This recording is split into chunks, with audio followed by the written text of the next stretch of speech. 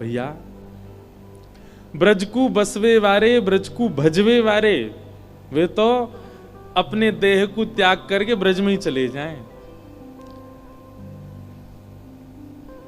वैसे एक कॉन्सेप्ट सुनाया जाता है, बताया जाता है कि गोलोक धाम है, गोलोक धाम जो है वो वृंदावन ही है, वृंदावन को भजे वारे गोलोक धाम जामे। पर हमारे ब्रज के कई आचार्यों के पद सुनकर के ऐसा लगता है ब्रज को भजे वारे दोबारा ब्रज में ही आ जाएं, और नैकाद यदि कमी रह जाए तो ब्रज में आमे, और यदि पूर्णता से ब्रज को भज लेते हैं तो निज ब्रज में चले जाते हैं।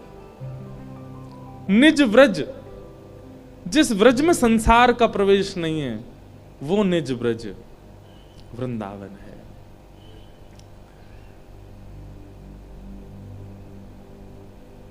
तो कहीं ना कहीं शास्त्रोक्त बातों से कभी कभी ब्रज भाव जो है वो विलग चलता है, क्योंकि प्रेम जहां प्रधान होता है वहां कई बार वेद की मर्यादा, धर्मशास्त्रों की बात कहीं ना कहीं गौड़ हो जाती हैं, प्रेम प्रधान हो जाता है। उद्धव चरित्र में आता है ना, हमारे ब्रज में कहें ऊधो सूधो है चलो सुन गोपिन के बोल, ज्ञान बजाई डुमडुमी प्रेम बजायो ढोल। प्रेम के ढोल के आगे डुमडुमी कहां सुनाई देती है? प्रेम जब अनंत हो जाता है तो फिर कहीं ना कहीं ये ज्ञान परख बातें उतनी समझ नहीं आ पाती हैं। तो मानव कल्याण यदि संसार में रहने वाला पूछ रहा है तो मानव कल्याण उसके लिए पुनरपि जन्म ना हो यही है, लेकिन ब्रज को भजने वाला पूछ रहा है मेरा कल्याण क्या है? बोले तुझे सदा के लिए ब्रज मिल जाए, यही तेरो कल्याण है। तो कुछ सदा के लिए वृंदावन प्राप्त है जाए, यही तेरो कल्याण है। वृंदावन को भजवे वारो, कभी वृंदावन न त्याग सके। वृंदावन। आज मैं सुबह भोरी सखी जी के कुछ पद देख रहा था, तो कई भाव हमारे राधा वल्लभ संप्रदाय में हुई श्री भोरी सखी थे, तो वो पुरुष ही, पर उनका भाव वृंदावन बजे वाले सब सखी है जाएं, उनका भाव था। तो वे कितनी सुंदर बात कह रहे हैं श्री जी से।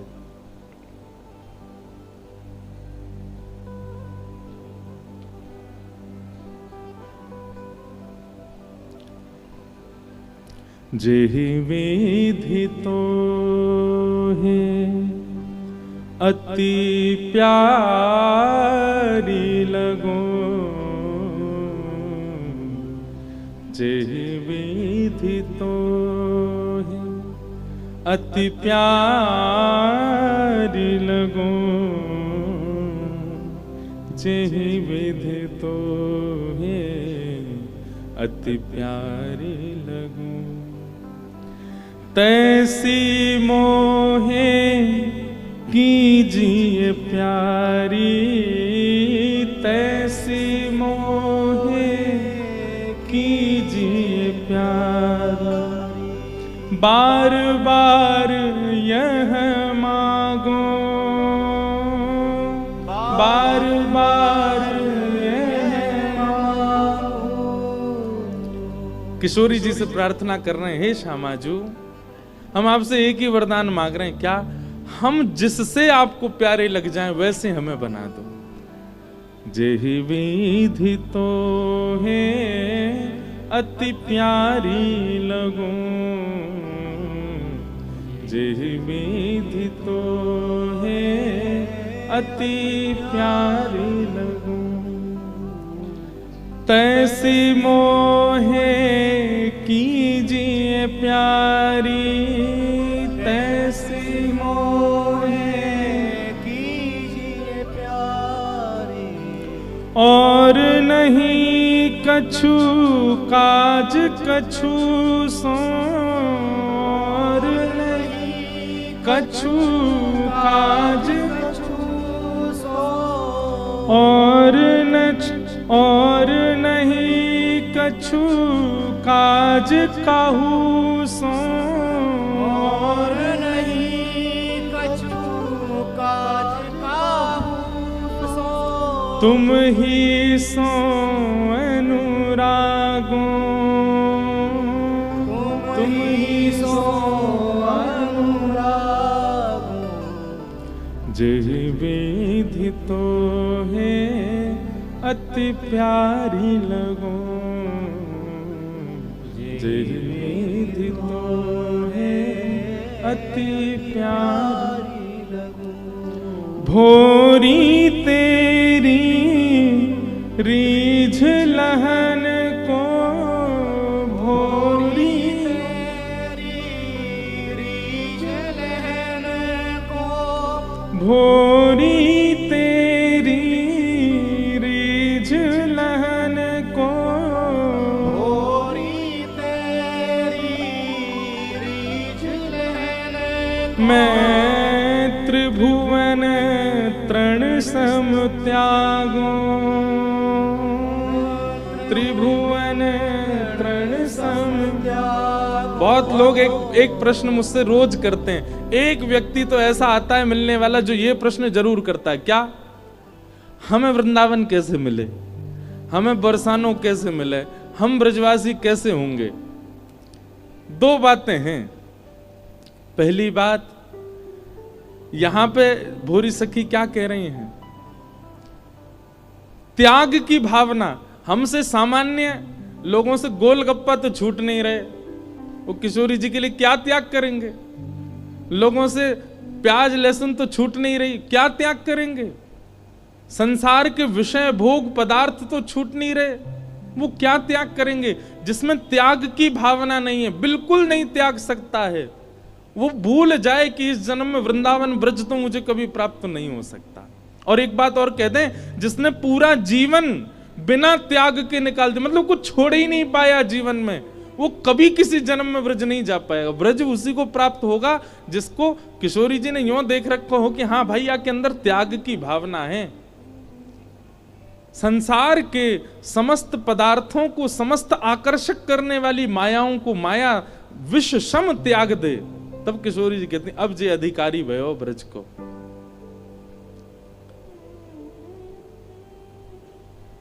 और जिससे मेरी श्यामाजू रीझ जाए, ऐसा स्वभाव मेरो बन जाए बस।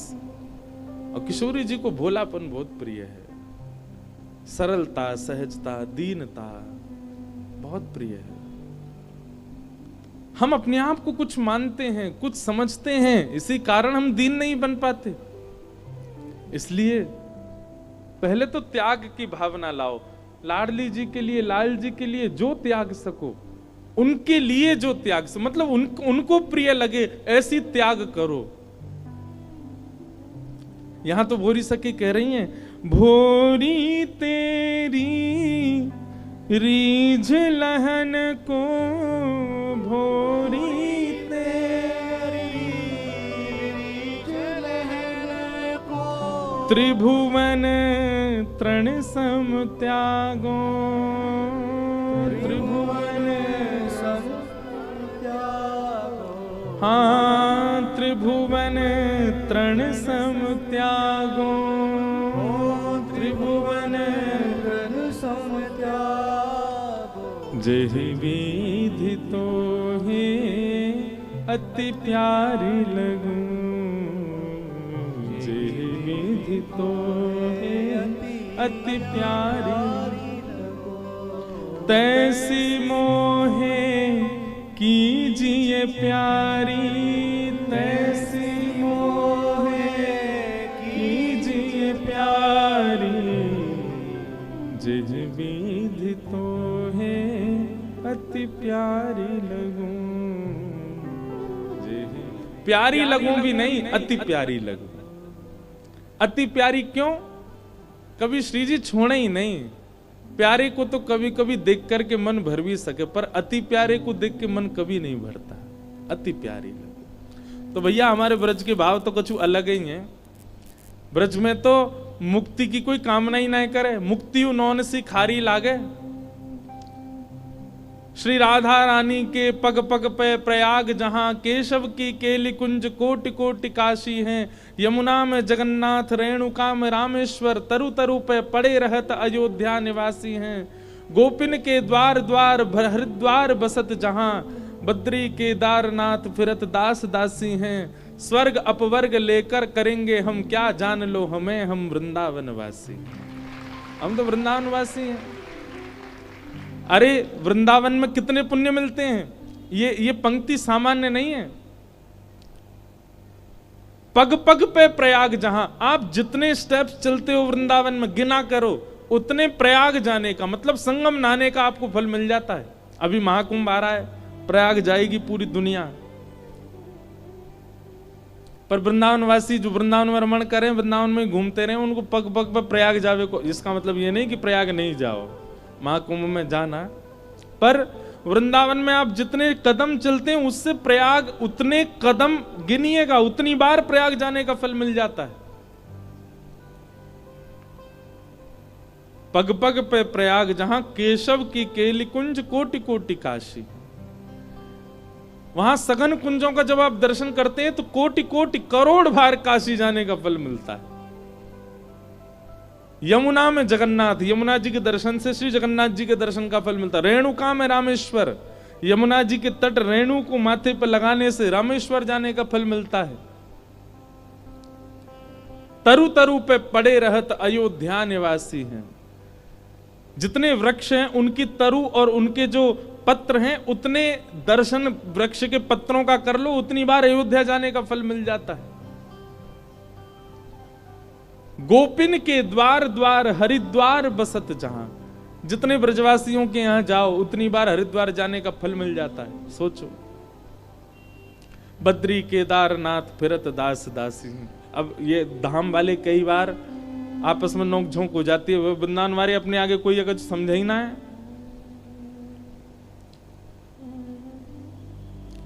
स्वर्ग अपवर्ग लेकर करेंगे हम क्या, जान लो हमें हम वृंदावन वासी। ये वृंदावन अद्भुत है। तो मानव कल्याण क्या है? अब देखो मैं वृंदावन के भाव में चला जाता हूं बीच बीच में, इसी से ही विलंब होता है। फिर पुनश्च जन्म ना लेना, यही मानव कल्याण है। और उस कल्याण के लिए मैं क्या लिखूं, ये विचार कर रहे हैं श्री वेदव्यास जी। और इसी भावना में उन्होंने सब लिख दिया। तभी श्री नारद जी महाराज का आगमन हुआ। नारद जी महाराज ने आकर के वेदव्यास जी से बात की, बोले आप इतने उदास क्यों हैं? वेदव्यास जी बोले क्या करें, इतना सब कुछ लिख दिया, मन नहीं हमारा संतुष्ट हो रहा है। तब नारद जी ने एक बहुत सुंदर युक्ति बताई। बोले हम एक बात बताएं। बोले क्या? आपने एक कमी छोड़ी है अपनी लेखनी में। क्या? कि भवतानुदित प्रायम यशो भगवतो मलम ये नैवासौ न तुष्येत मन्ये तद्दर्शनम खिलम। जिस व्यक्ति को अपने जीवन में कहीं ना कहीं अपूर्णता का अनुभव होता है, जो व्यक्ति अपने कर्म से, अपने व्यवहार से, स्वभाव से या जीवन में जो भी घट रहा है उससे वो कहीं ना कहीं असंतुष्ट सा रहता है कि भाई कुछ तो कमी है, कुछ तो छूट रहा है, कुछ तो ऐसा है जो मेरे साथ नहीं हो रहा है, उन लोगों को ये बात ध्यान से सुननी चाहिए। नारद जी महाराज कहते हैं, व्यास जी आपने सब कुछ लिख दिया ग्रंथों में, धर्म अर्थ काम मोक्ष, ये चार के बीच में ही हमारा जीवन चक्र घूमता रहता है। धर्म अर्थ, अर्थ यानी पैसा, काम यानी कि कामनाएं आदि आदि, और चौथा है मोक्ष। धर्म अर्थ काम मोक्ष, इन्हीं चारों के बीच में ही हम घूमते रहते हैं। नारद जी महाराज कहते हैं, बोले भगवान आपने जितने भी ग्रंथ लिखे उन सब में ये चार बात प्रधान है, धर्म अर्थ काम मोक्ष। पंचम पुरुषार्थ को आप अपने जीवन में स्थान नहीं देते, इसलिए आप उदास रहते हैं। बोले पंचम पुरुषार्थ क्या है? प्रेम। क्या है? प्रेम। यदि प्रेम पंचम पुरुषार्थ आ जाए जीवन में तो ये चार पुरुषार्थ जो हैं, धर्म अर्थ काम मोक्ष, ये कहीं ना कहीं गौड़ हो जाएंगे, प्रेम प्रधान रहेगा। हे नारद जी आपने जितने भी ग्रंथ लिखे हैं ना, उसमें धार्मिक कृष्ण दिखाए, उसमें आर्थिक कृष्ण दिखाए, उसमें कामना पूर्ति करने वाले कराने वाले कृष्ण दिखाए, उसमें मुक्ति प्रदान करने वाले मुक्ति दाता श्री कृष्ण दिखाए, आपने कहीं भी प्रेमी श्री कृष्ण नहीं दिखाए, इसलिए आपका मन अशांत है। वेदव्यास जी महाराज बोले मतलब? बोले आपने सब जगह श्री कृष्ण का प्रभाव दिखाया है, उनका स्वभाव नहीं दिखाया, उनके ऐश्वर्य को दिखाया है, उनके दीन वत्सलता को नहीं दिखाया। जो त्रिलोकीनाथ हैं, जो ब्रह्मांड नायक हैं, जो सहस्त्र भुजा, सहस्त्र चरण, सहस्त्र मुख वाले हैं भगवान, जो शेष नाग पर लेटते हैं, आपने उनके इस प्रकार के रूपों का वर्णन किया, पर गोबर की टिप्पी लगाने वाले कन्हैया का वर्णन किया आपने कहीं? एक बार एक गोपी गई यशोदा मैया के पास, मैया तो जाके बोली, मैया मेरे घर में सत्यनारायण भगवान की पूजा है वारी है। मैया बोली, तो गोबर को चौका लगानो है, आपकी एक गैया है, बाको गोबर बा में तो सुगंधी आवे, तो मेरो मन है कि आप आज्ञा करें तो नेक्स्ट सौ में गोबर ले जाऊं, अपने घर में नेक लेपन कर दूं। मैया बोली, गोबर भी कोई मांगे वाली चीज है, ले जा। ठाकुर जी चुपचाप सुन रहे थे, तुरंत ठाकुर जी बाहर निकल के, काय को ले जाएगी मैया जी ऐसे? अरे लाला गोबर ही तो मांग रही है, तू काय को चिल्ला रहा है?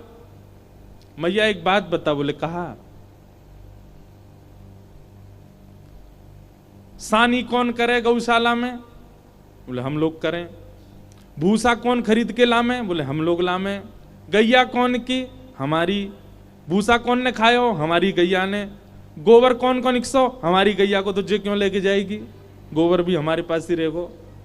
इतनी मेहनत करके हम बाकू भूसो खवामे और गैया पेट में ले जाके पचावे, फिर गोबर बन के निकारे और बाकू जी गोपी ले जाएगी। तो मैया पता है 33 करोड़ देवता रहे गैयान में, लेकिन इन 33 करोड़ देवता और पूरे ब्रह्मांड की इच्छा होती है लक्ष्मी प्राप्ति को। लक्ष्मी पतो कहां रे?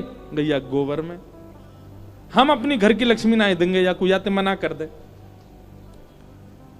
नारद जी बोले, आपने वर्णन किया ऐसे कन्हैया का, जो गोबर के पीछे पूरे गोकुल में कलेश कर रहे हैं। गोपी बोली, लाला मेरे घर सत्यनारायण की पूजा है, ले जान दे। बोले, ठीक है ले जा, लेकिन बाकी बदरे कहा दे के जाएगी? बोले, कहा दे जाऊं तू ही बता दे।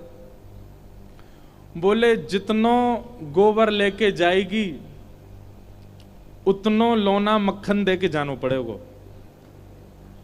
गोबर के बदले मक्खन मांग रहे हैं। ठीक है लाला दे दूंगी। अब मैया तो चली गई यशोदा मैया। बोले, लाला तू माने ना, छोटी सी बात पर झरे लड़ा रहा, बता गोबर के पीछे कोई लड़े करे?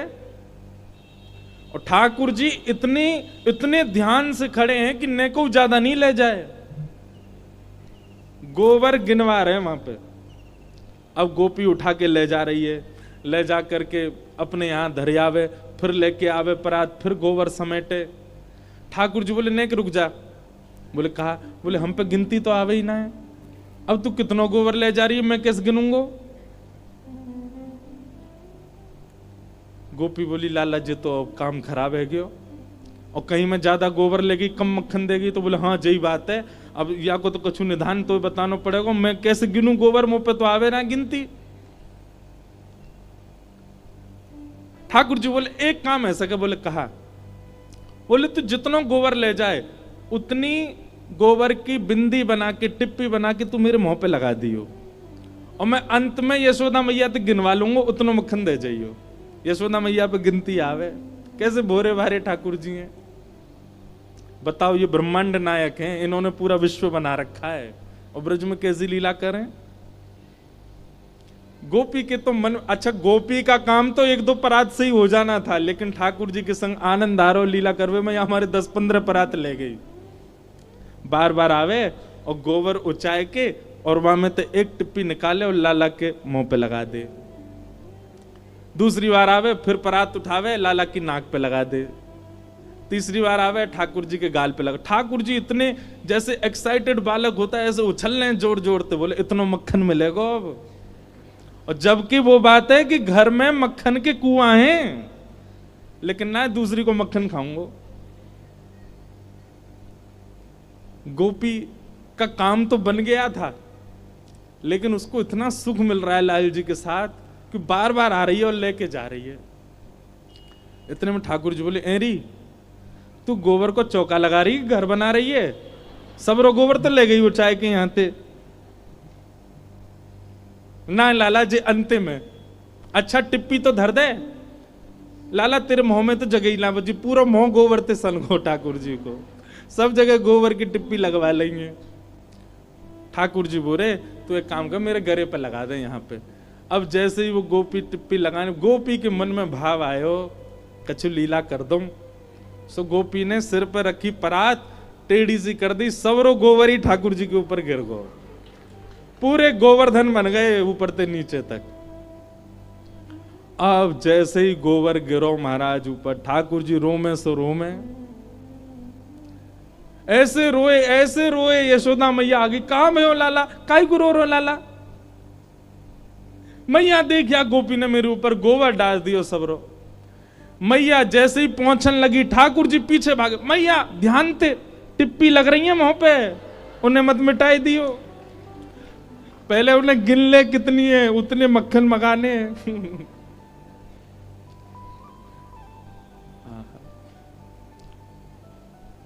कैसे कोई प्रेम ना करे इतने ऐसे स्वभाव वालों से। और वही नारद जी महाराज कह के जा रहे हैं, बताओ आपने ऐसी लीलाओं का कहीं वर्णन किया जहां परमात्मा श्री कृष्ण, परब्रह्म श्री कृष्ण, त्रिलोकीनाथ जगत नियंता श्री कृष्ण ऐसी लीला कर रहे हैं।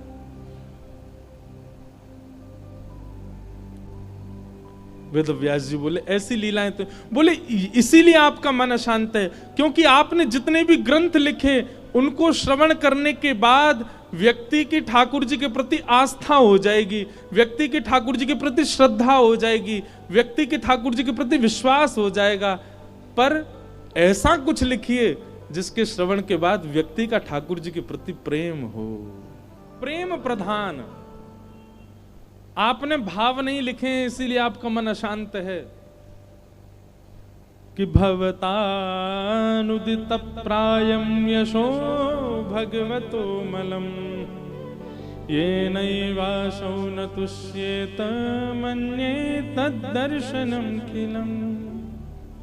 आप ऐसा यश लिखो जिसमें भगवान का निर्मल यश हो, निर्मल भाव हो, जहां पर वो भगवान भी नहीं दिख रहे हों, नन्हे से गोपाल जिनके प्रति प्रेम सहज बालकों का, सहज पुरुष का, सहज स्त्री का, सहज संतों का, सहज ऋषियों का, जो सबके लिए सहज हो जाएं, ऐसा ठाकुर जी का यश लिखो, तब आपका मन शांत होगा।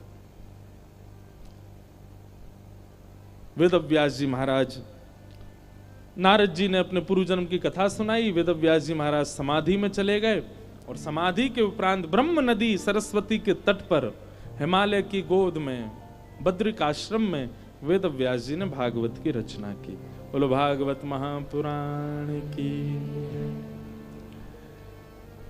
भागवत जी जो हैं ये समाधिस्थ भाषा है। भागवत जी को जागृत अवस्था में व्यास जी ने नहीं लिखा, आंख खोल करके नहीं लिखा है। समाधि में बैठे थे और समाधि में ही हाथ चलने लगे, समाधि में ही चिंतन बनने लगा, समाधि में ही जो जो भाव उनके चित्त में आते गए वही भागवत में निर्मित हो गए श्लोकों के रूप में। ये है भागवत। अब भागवत जी की रचना व्यास जी ने की, अब उनके मन को शांति मिली, अब उनको लगा कि नहीं अब मैंने कुछ लिखा है। तब उन्होंने अपनी जो कलम थी उसको प्रवाहित कर दिया, बोले अब कुछ लिखना शेष नहीं रह गया। लेकिन अब भागवत जी को घर घर कैसे पहुंचाएं, तब उन्होंने अपने पुत्र श्री सुकाचार्य जी, सुखदेव जी महाराज को भागवत का ज्ञान दिया। और सुखदेव जी कौन है, इस पर भी पूर्व में जाएं तो ब्रज के ही भाव आ जाएंगे। ये सुखदेव जी भागवत जी के बगल में विराज रहे हैं, ये किशोरी जी के निज पक्षी हैं, श्री राधा रानी के। तरुवर छाँव तीर यमुना के, सुआ पढ़ावत डोले। हमारे नागरी दास जी का पद है कि श्री यमुना जी के तट पर किशोरी जी ऐसे हाथ करती हैं और यहां सुख पक्षी बैठा है और किशोरी जी उसको पढ़ाती हैं। क्या पढ़ाती हैं? कृष्ण, माधव, मधुसूदन, मोहन, मुरारी, ये सारे नाम याद कराती हैं उस सुख पक्षी को। और सुख पक्षी रट करके दोबारा किशोरी जी को सुनाता है, और जैसे वो सुख पक्षी बोलता है किशोरी जी डूब जाती हैं उस भव सागर में, उस नाम के महाप्रेम में। एक प्रकार से किशोरी जी ने तैयार करके उसको बैठा दिया। अब वो पूरे दिन ठाकुर जी का ही नाम गाता रहता है, और जो जो नाम गाता है त्यों त्यों किशोरी जी को स्मृति बढ़ती है, सुख मिलता है। लेकिन एक बार श्री ठाकुर जी और किशोरी जी का मिलन हुआ, सब सखियों ने प्रणाम किया, सुख पक्षी ने प्रणाम नहीं किया। किशोरी जी ने मन में विचार किया और पूछा, तुमने प्रणाम क्यों नहीं किया श्याम सुंदर को? सुख पक्षी बोला, मैं श्याम सुंदर नाम तो जानता हूं पर नामी को नहीं जानता। ये किसका नाम है और श्याम सुंदर का मतलब क्या होता है ये मुझे नहीं पता। किशोरी जी समझ गई, इसने केवल रट लिया है पर ये भाव से नहीं सुना रहा है। इसको केवल पता है कि ये नाम है। ये एक बात कहें बंधुओं, बिना जाने नाम जप में भी कल्याण होता है, पर जान करके करे, भाव समझ करके करे तो जल्दी कल्याण होता है। बिना जाने कई बार हम ऐसी वस्तु पा रहे हैं जो गलत है, तो वो हमको इतनी हावी नहीं होती, इतनी हानि नहीं करती, पर जब हम जान जाते हैं कि इस वस्तु का कारण क्या है तो वो ज्यादा हानि करती है। ऐसे लाभ वाली वस्तुओं में जब तक उसका लाभ नहीं पता होता, आप लेते रहो उस वस्तु को, कितना भी सेवन करो, उसके लाभ से कोई फर्क नहीं पड़ेगा। पर जब आप उसके लाभ को समझ जाओगे तो निश्चित है उसका लाभ और तीव्रता से लगेगा।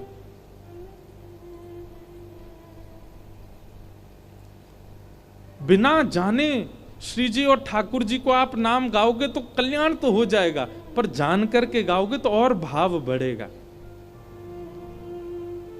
किशोरी जी ने सुख पक्षी से कहा कि अब तो यदि मेरे संग रहनो है, तो यदि मेरे पास रहनो है, तो पहले जिनको नाम गा रहा है इनको जान के आ।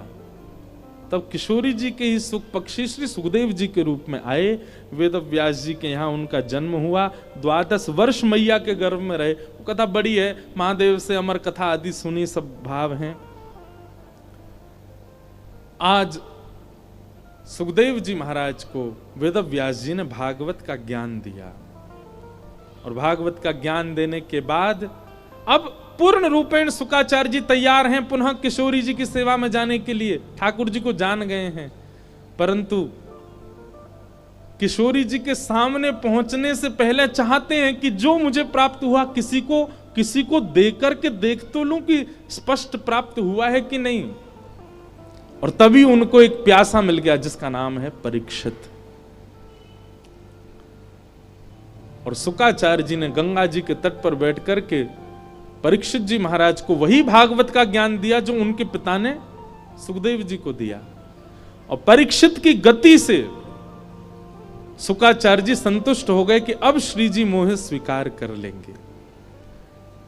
और ऐसा अब कहीं वर्णन हो, कहीं भाव हो तो विद्वान जन इस बात को अंकित करें, पर शायद जितना मैंने अपने गुरुजनों से सुना, श्री शुकाचार्य जी ने एक कथा की और एक कथा के बाद श्री सुखदेव जी कहां विराज रहे, कहां गए, कहां दर्शन हुआ, इसका कहीं और वर्णन नहीं मिलता, क्योंकि वो निश्चित ही श्री जी की सेवा में है, श्री जी के सन्मुख है। हमारे सुख संप्रदाय श्री जयपुर में इस बार जहां प्रथम बार भक्तमाल करने का अवसर मिला, सरस कुंज, वो सुख संप्रदाय ही है। वहां शुकाचार्य जी के ही भाव से आगे संप्रदाय चल रही है। पर श्री शुकाचार्य जी ने एक बार कथा सुनाने के बाद फिर वो श्री जी की सेवा में ही चले गए, सुख सखी के रूप में।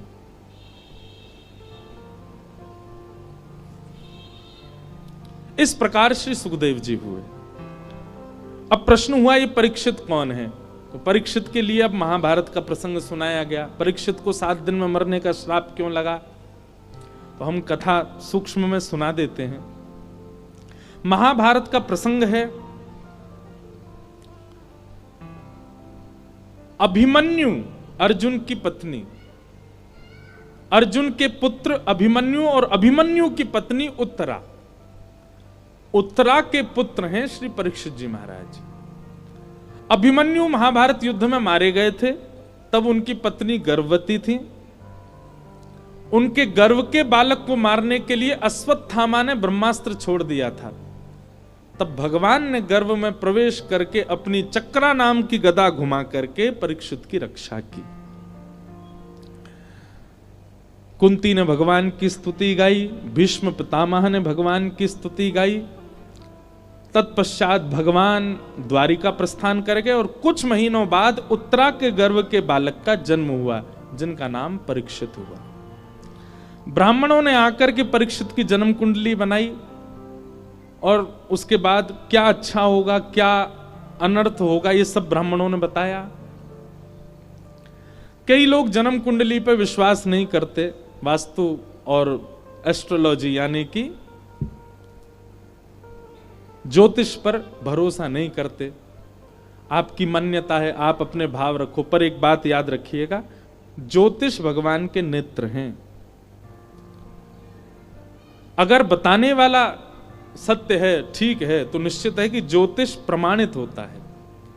लेकिन एक बात और कह दें, यदि आपके भजन में बल है, यदि आपकी साधना में बल है, यदि आपके नाम जप में बल है, तो ज्योतिष के द्वारा बताई गई जो क्रिया है, ज्योतिष के द्वारा बताया गया जो होने वाली अनहोनी है, वह भी आपके भजन बल से टल सकती है। यह बात है, ज्योतिष भगवान के नेत्र है, उस पर विश्वास करना चाहिए। पर ऐसा नहीं है पूरे दिन ही ज्योतिष में पड़े रहो, ऐसे लोग भी नहीं चाहिए। पूरे दिन महाराज ब्राह्मणों को लिए बैठे रहते हैं, जे बता दो, जे और बता दो, ये और बता दो, उसका ब्याह नहीं हो रहा, वो कैसे होगा, ये और बता दो, हमारा काम नहीं चल रहा ढंग से। अब पड़ोसी की भी सेम दुकान है, उसकी ज्यादा चलती, हमारी नहीं चलती। इतना वहम में भी मत रहो, पर हाँ ज्योतिष का सम्मान किया करो। तो ज्योतिषाचार्य आए, आकर के परीक्षित की जन्म कुंडली बनाई, भागवत जी में वर्णन है, और उन्होंने परीक्षित के गुण गाए। परीक्षित ऐसा होगा, परीक्षित ऐसा होगा, परीक्षित में ये गुण होगा, परीक्षित। तब युधिष्ठिर जी महाराज पूछते हैं, क्या इस बालक में केवल गुण है, कोई अवगुण नहीं है? तब ब्राह्मण देवता कहते हैं, बोले भगवान आप सुनना चाहते हैं तो हम कह देंगे। बोले नहीं नहीं, बताइए क्या बात है। तब सब ब्राह्मणों ने मिलकर के कहा, तक्षकादात्मनो मृत्युम द्विजपुत्रो सर्जितात् प्रपत्स्यत उपश्रुत्य मुक्त संग पदम हरे। आपके इस बालक को तक्षक सर्प की मृत्यु से, तक्षक सर्प के दंशन से इसकी मृत्यु होगी। हमारे शास्त्रों में और कई ऋषिजनों ने भी ऐसा उल्लेख किया, बड़े जन भी कहते हैं, सर्प के दंशन से मरने वाले व्यक्ति को स्वर्ग मिल जाएगा, पर उसको मुक्ति नहीं मिलती। स्वर्ग जाने का मतलब मुक्ति मत समझा किए आप। स्वर्ग जाने का मतलब है कि वो अपने पुण्यों को भोगने के लिए गया है, पुनर्जन्म उसका होगा, पर मुक्ति प्राप्त करने वाले का पुनर्जन्म नहीं होता। तो पुनर्जन्म में कहीं ना कहीं बाधा बनता है अगर सर्पदंशन होता है तो। और केवल सर्पदंशन नहीं, किसी भी जीव के द्वारा यदि आपकी हत्या होती है, यानी कि जंतु, या वो सर्प हो, कोई भी हो, भगवान करे कभी नहीं हो, पर ये इस प्रकार के जीव जंतु जो होते हैं, जानवर जो होते हैं, अगर इनके द्वारा किसी व्यक्ति की यदि मृत्यु होती है तो उसको भगवत धाम की प्राप्ति नहीं होती, उसका पुनर्जन्म होगा। परंतु ध्यानपूर्वक सुनिएगा, जीव जंतुओं के द्वारा भी यदि किसी की मृत्यु हो गई हो और उसके निमित्त यदि श्रीमद् भागवत जी का अनुष्ठान हो जाए तो वो अपनी पुनर्जन्म की स्थिति से मुक्त होकर के भगवत धाम की प्राप्ति कर सकता है। भागवत जी में सामर्थ्य है कि वो सर्प दंशन से मरने वाले व्यक्ति को भी मुक्त कर सकती है। आपके इस बालक को तक्षक सर्प डसेगा, सर्प दंशन से इसकी मृत्यु होगी, परंतु आप चिंता ना करें, आप घबराइएगा नहीं। द्विजपुत्रोपसर्जिता, ब्राह्मण के श्राप से इसको सर्प डसेगा, पर प्रपत्स्यता उपश्रुत्य मुक्त संग पदम हरे। एक गुरु इसके जीवन में ऐसे आएंगे जिन गुरु के आश्रय में आकर के ये परम पदवी को प्राप्त करेगा, भगवान के श्री चरणों की प्राप्ति इसको होगी। इसलिए आप घबराना मत कि सर्पदंशन से इसकी मृत्यु होगी। पांडव सब सुन करके दुखी भी हुए लेकिन आनंद भी हुआ कि चलिए कोई बात नहीं, सर्प डसेगा पर एक गुरु की कृपा से मुक्त तो हो जाएगा ना, कम से कम इसको पुनरपि जन्म वाले चक्कर में नहीं पड़ना पड़ेगा। इस प्रकार ब्राह्मणों ने परीक्षित का नामकरण आदि और कुंडली आदि बनाई और उसके बारे में बताया। तत्पश्चात कुछ ही साल बीते थे। कुछ साल बाद एक दिन अर्जुन ने आकर के सब पांडवों को बताया कि भगवान श्री कृष्ण अपनी लीला पूरी करके स्वधाम चले गए। उसी दिन पांडवों ने भी अपनी गद्दी का त्याग कर दिया और नन्हे से परीक्षित को ही राज्य गद्दी पर बिठा करके मुकुट पहना दिया। पांडव सब स्वर्गारोहण को चले गए। परीक्षित ब्राह्मणों के नेतृत्व में धीरे धीरे बड़े हुए, उनका ब्याह हुआ, जन्मेजय आदि कुछ पुत्र हुए। एक दिन परीक्षित भ्रमण कर रहे थे, तब उनको कलयुग मिला। और वो कलयुग क्या कर रहा था? एक बैल जिसके 3 पैर कटे हैं, केवल एक पैर बचा है, वो एक इकलौते पैर को काटने का प्रयास कर रहे थे। परीक्षित ने जैसे ही देखा, तलवार निकाल के मारना चाहा तो वो शरण में आ गया और शरण में आके कहा, मुझे मत मारिए नाथ, पहले जान लीजिए मैं कौन हूं। परीक्षित ने पूछा, तुम कौन हो? उसने कहा, मैं कलयुग हूं।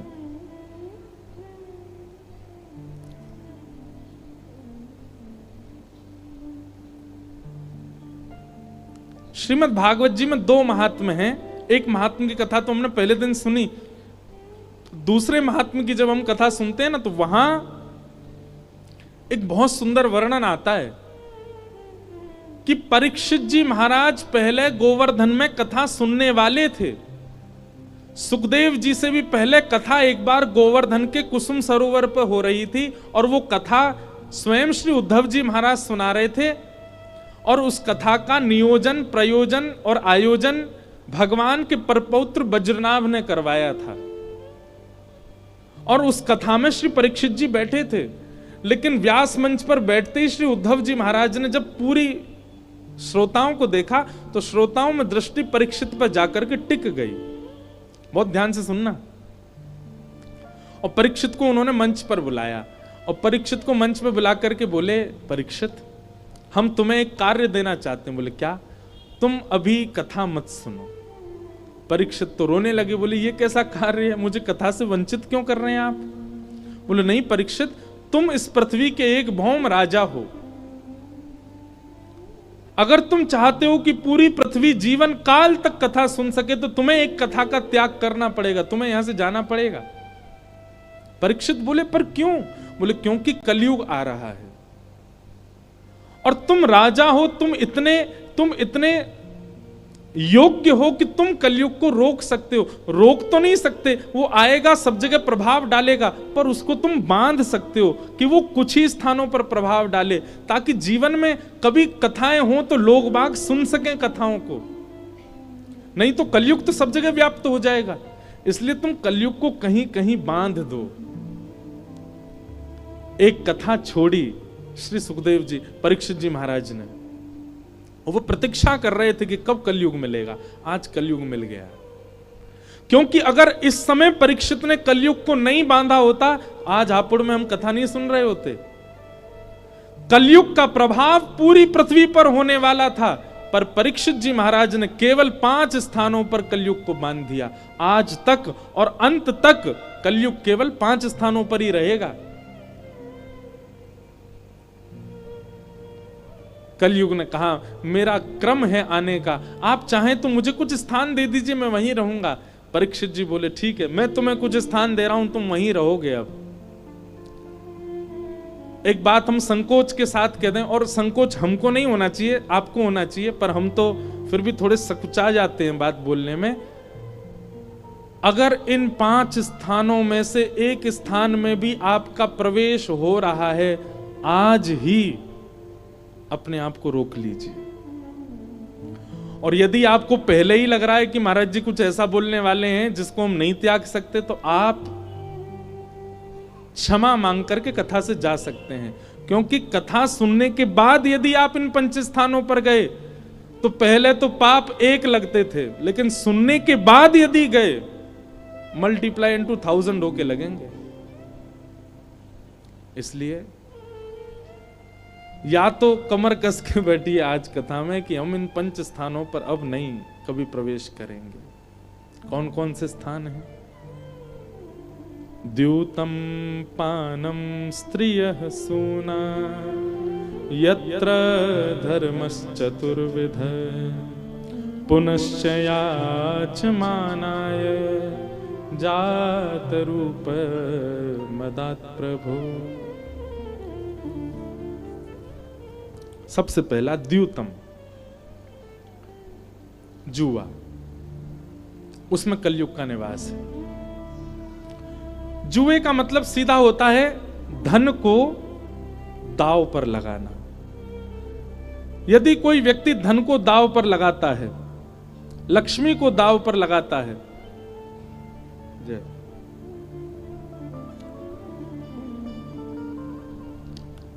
बोलो गंगा मैया की जय।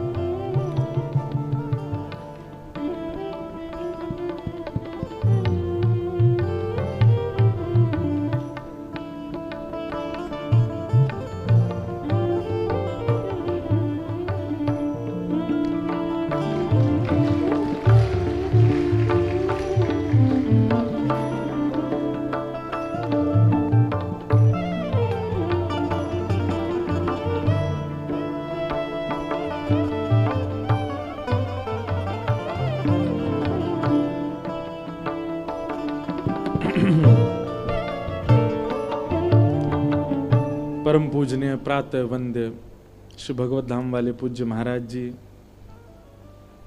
स्वामी श्री विवेकानंद जी महाराज, हम आप सबके मध्य में विराजे हैं। सब श्रोताओं की ओर से महाराज जी को बारंबार प्रणाम, बारंबार वंदन।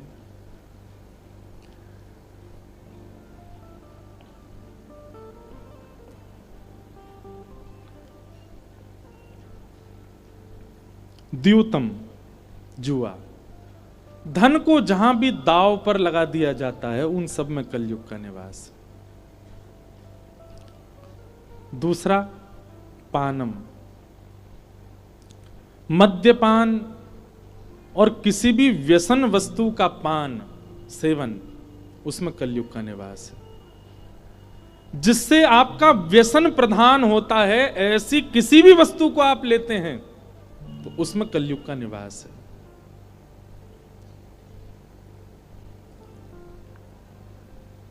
एक बात कहें, चाय भी एक प्रकार का व्यसन है। पहले हमको भी था ये व्यसन, अब छोड़ दिया। अब व्यसन नहीं है चाय का। अब तो देखो, उसको व्यसन मतलब वो चाहिए ही चाहिए, ये व्यसन होता है। लेकिन मिल जाए तो ठीक है, नहीं मिले तो कोई दिक्कत नहीं, ऐसी स्थिति में रहो। और ऐसी स्थिति हर वस्तु के प्रति रखो सिवाय ठाकुर जी के। भैया व्यसन करना ही है तो ठाकुर जी को कर लो, ठाकुर जी का व्यसन कर लो, श्री राधा नाम का व्यसन कर लो, कृष्ण नाम का व्यसन कर लो। ये तो चाहिए, या के बिना काम नहीं चलेगा। तो पहले तो हमें भी था, पर अब धीरे धीरे हमने छोड़ दिया। अब हमको कोई जरूरत फर्क नहीं पड़ता, मिले तो अच्छा, नहीं मिले तो कोई दिक्कत नहीं। पर यह भी एक व्यसन है। अब लोग बाग बड़े चतुर होते हैं, आपको पता है। एक जगह में यही बात कह रहा था तो एक व्यक्ति मुझसे आके बोला, महाराज जी हम पीते हैं पर कभी कभी पीते हैं दूसरी वाली चीज। ताली कौन बजागो भाई, वाह।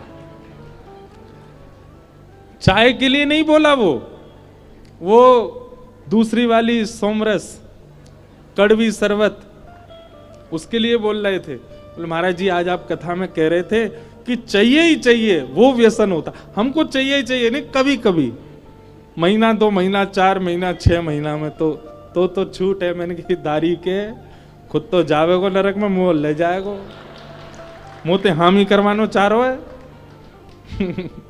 लोग बहुत चतुर होते, कथा इसलिए बड़ी समझ के संभल के करनी पड़ती है, लोग कहां से क्या बात ले जाएं।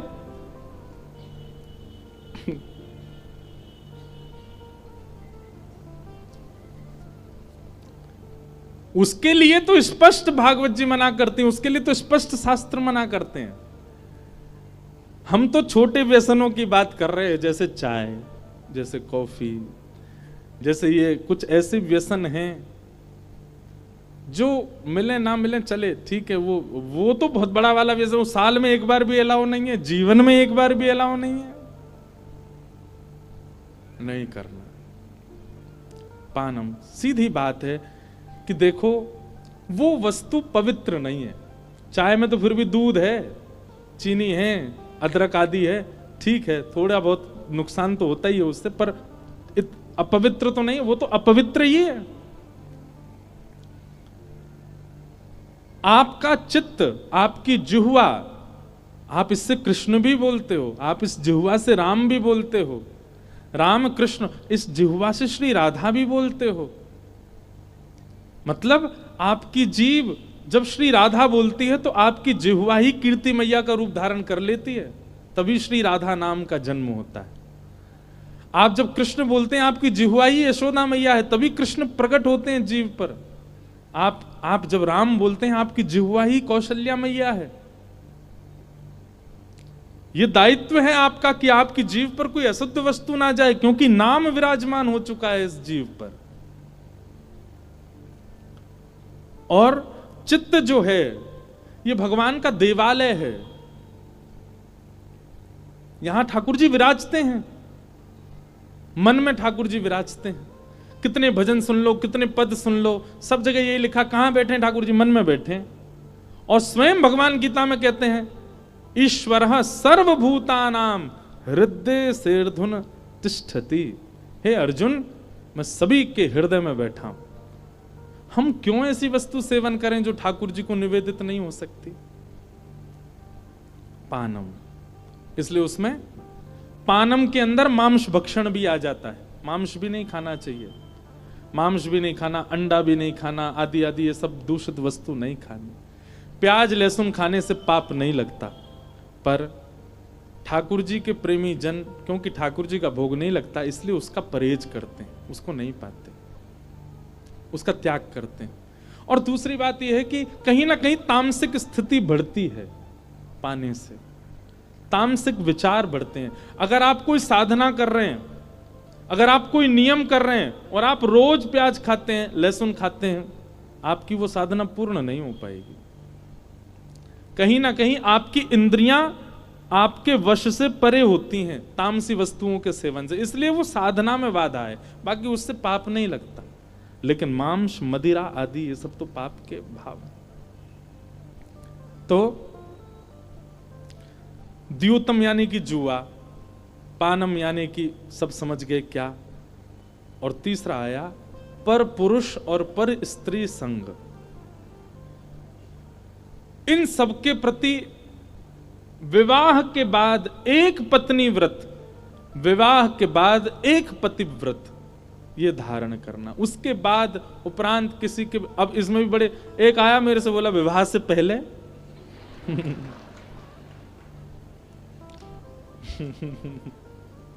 विवाह के बाद ही तो एक की बात है। बहुत चतुर है संसार के लोग, हमको क्योंकि चतुरानंद ने बनाया है ना, ब्रह्मा जी ने बनाया, इसलिए हमारी बुद्धि चतुर बहुत है। तो एक पत्नी व्रत, पर स्त्री पर पुरुष के प्रति यदि आपका भाव भी जाता है तो कलयुग आप पर असर करेगा।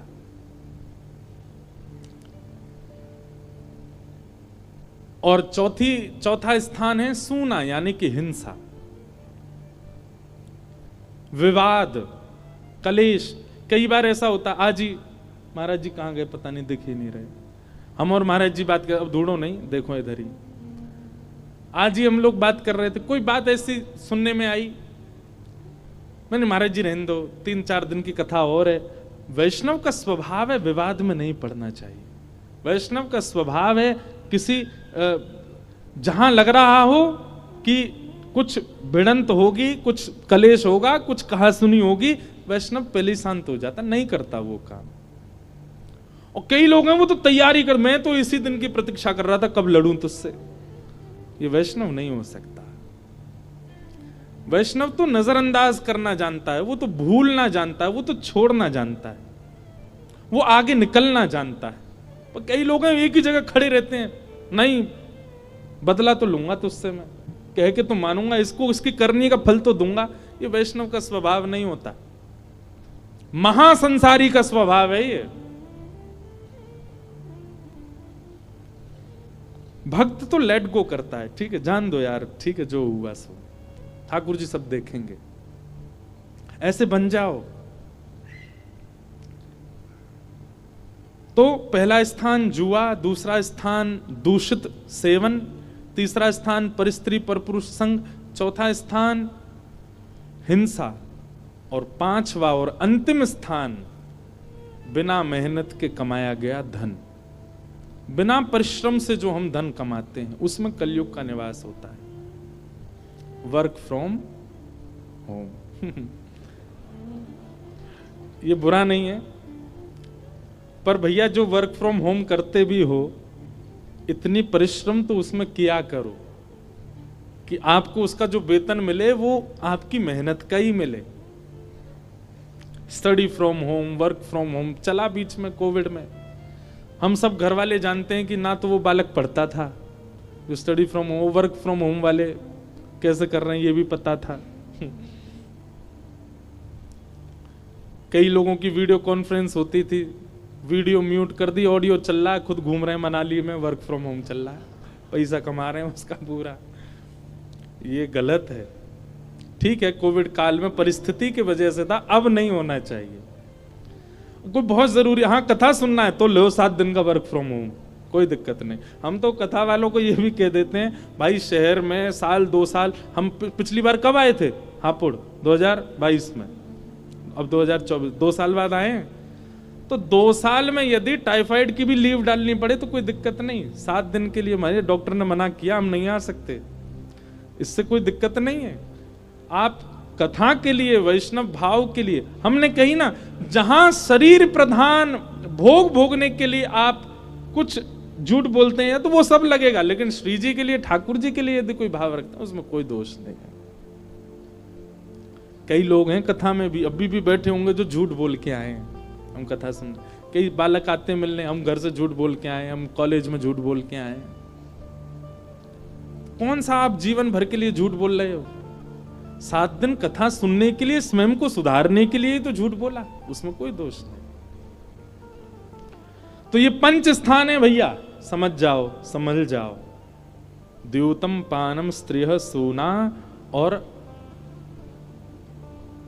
जात रूप, यानी कि बिना मेहनत का धन, इनमें कलयुग का निवास है। ये 5 स्थान कलयुग को प्रदान कर दिए। परीक्षित जी महाराज से एक अपराध बना, एक संत के आश्रम पर गए, जल मांगा, नहीं मिलने पर उनके गले में मरा हुआ सर्प डाल दिया। शमिक ऋषि के पुत्र श्रृंगी को क्रोध आया और उन्होंने श्राप दे दिया, मैं श्राप देता हूं, तक्षक सर्प आज के ठीक 7वें दिन परीक्षित को डस देगा, उनकी मृत्यु हो जाएगी। जब शमिक ऋषि को यह बात पता चली कि मेरे पुत्र ने श्राप दिया, तो शमिक ऋषि ने अपने पुत्र को डांटा कि मेरे साथ उन्होंने किया, मेरे गले में मरा हुआ सर्प डाला, तूने श्राप क्यों दिया?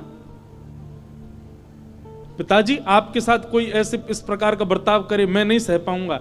अरे भाई ठीक है, तुझे क्रोध आया, पर क्रोध में इतना बड़ा श्राप तो नहीं देना चाहिए था। हम वैष्णव हैं, हम भक्त हैं, हम साधु हैं, हम सन्यासी हैं, हम विरक्त हैं। इसका मतलब हमारा दायित्व है कि हम वैद्य के समान हैं, हम डॉक्टर के समान हैं। जिस प्रकार रोगी वैद्य के सामने जाता है तो वैद्य उसको औषधि देता है, ना कि उसको मारता है।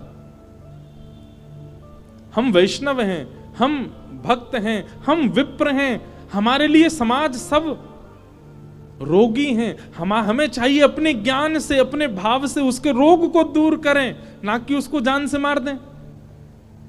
तेने तो जान से ही मार दिया, तेने तो श्राप ही दे दिया मृत्यु का। ये गलत है। अपने गौरमुख नाम के एक संत अपनी कथा में एक बहुत अच्छी बात बोल रहे थे। वो कह रहे थे, बोले शमिक ऋषि ने श्रृंगी से कहा, मैं भी श्राप देता हूं, जो ब्राह्मण त्रिकाल संध्या नहीं करेगा, गायत्री उपासना नहीं करेगा, संध्या उपासना नहीं करेगा, वेद अध्ययन नहीं करेगा, उसके श्राप में बल भी नहीं रहेगा। नहीं तो हाथ में कमंडल लिए सब श्राप ही देते रहेंगे एक दूसरे को। इसलिए जिसकी तप बल इतना होगा, जिसका योग बल इतना होगा, और एक बात कह दूं आपसे, जिसका तप बल, भजन बल, योग बल इतना श्रेष्ठ हो जाता है ना, वो श्राप देता भी नहीं है। लेकिन कभी कभी ऐसा होता है कि जब हम उसके हृदय को दुखा देते हैं ना, उसका हृदय दुख जाता है ना, उसके हृदय दुखने से ही हमको श्राप लग जाता है। कभी ना कभी तो भोगना पड़ेगा।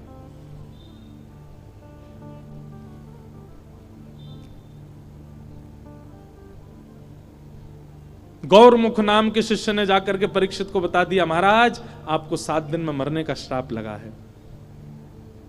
परीक्षित जी महाराज अपने पुत्र जन्मेजय को गद्दी पर बिठा करके वन में चले गए, और वन में जाकर के उन्होंने अपनी मुक्ति का उपाय खोजा। तब वहां श्री सुखदेव जी महाराज आए। बोलो सुखदेव जी महाराज की। हाथ जोड़ करके सब लोग प्रणाम करो। तत्रा भवद भगवान व्यास पुत्रो यदेच्छया गामट मानो नपेक्ष अलक्षलिंगो निजलावतुष्टो व्रतस्य बालैरवधूत भेष। बोलो सुखदेव जी महाराज की। श्री सुकाचार्य जी महाराज आए। परीक्षित जी ने चरणों में प्रणाम करके कहा, 7 दिन में मेरी मृत्यु होने वाली है, कृपा करके भगवान मुझे मुक्ति का उपाय बताइए। और यहां से श्री अब सुखदेव जी महाराज बोलना प्रारंभ कर रहे हैं। सुखदेव जी कहना प्रारंभ करते हैं। मूल भागवत अब यहीं से प्रारंभ होती है, उसमें हम लोग प्रवेश करें। हाँ हाँ,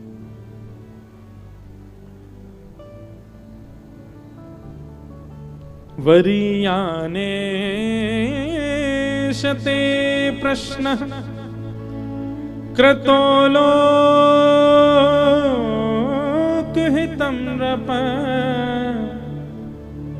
आत्मवित् सम्मतः पुंसां श्रोतव्या दिशु पर। बहुत सुंदर। हमने पता है कम से कम 2 दिन की कथा सुना दी पिछले 20 मिनट में, बहुत जल्दी सुनाई। इतने सुंदर सुंदर भाव, सबको विराम दे दिया। आज नंदोत्सव करना है, कथा में ठाकुर जी का उत्सव मनाना है, पर कोई बात नहीं।